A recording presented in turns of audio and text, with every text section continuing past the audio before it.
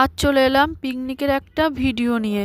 তো এটা আমাদের পাঠশালায় পিকনিক হয়েছিল, সেদিনের ভিডিও। তো দেখো, যেহেতু পিকনিক হবে ওই জন্য আমরা রাতের বেলা বাজারে চলে গিয়েছিলাম। তো সমস্ত মশলা আর সবজি নিয়ে চলে এসেছি। তারপরে দেখো, সকালবেলা উঠে আমি আদা রসুনটা ছাড়িয়ে নিচ্ছি। তো আদা রসুনটা ছাড়িয়ে মিক্সি করে নিয়েছি। আর এবার যেহেতু আমাদের পিকনিকে বিরিয়ানি হবে ওই জন্য মশলাটা ভাজতে হবে। তো মশলাটা থালায় এখন রাখা হচ্ছে। তো প্রতি বছরই আমাদের পিকনিক হয়। আর দেখো, বাচ্চারা এখানে আলু কাটছে, পেঁয়াজ কাটছে। তো দেখো, এদিকে বিরিয়ানির মশলাটা ভাজা হচ্ছে। তো আমরা এবার সবাই মিলে দেখো মাঠে চলে যাচ্ছি। সবাই একটা একটা করে জিনিসপত্র নিয়েছে, যেহেতু মাঠের মধ্যে পিকনিক হবে। তো আমরা ওখানে গিয়ে প্রথমে দেখো পেপার পেতে দিয়েছি। তো আমরা প্রথমে সকালে টিফিন করব, তারপরে আমাদের দুপুরের খাওয়া দাওয়া আছে। তো বাচ্চারা ওইদিকে খেলছে আর আমি এদিকে দেখো মুড়ি মাখাবো।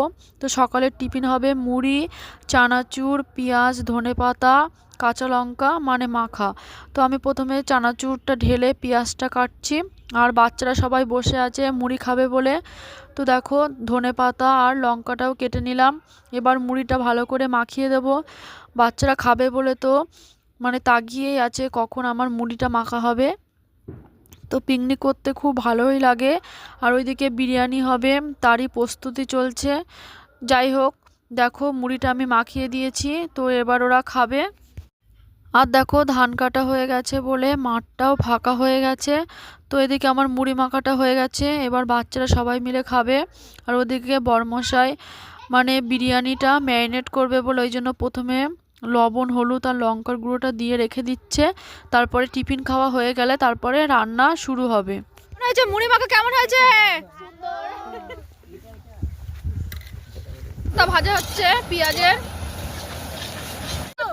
মুড়ি খেয়ে কি অবস্থা বাবা, চানাচুর মুড়ি তো আর নেই, তাই তো। তো আজকের ভিডিওটা এই পর্যন্তই। আবারও এর অনেকগুলো ভিডিও আছে, পরে তোমাদের সাথে আবারও শেয়ার করব।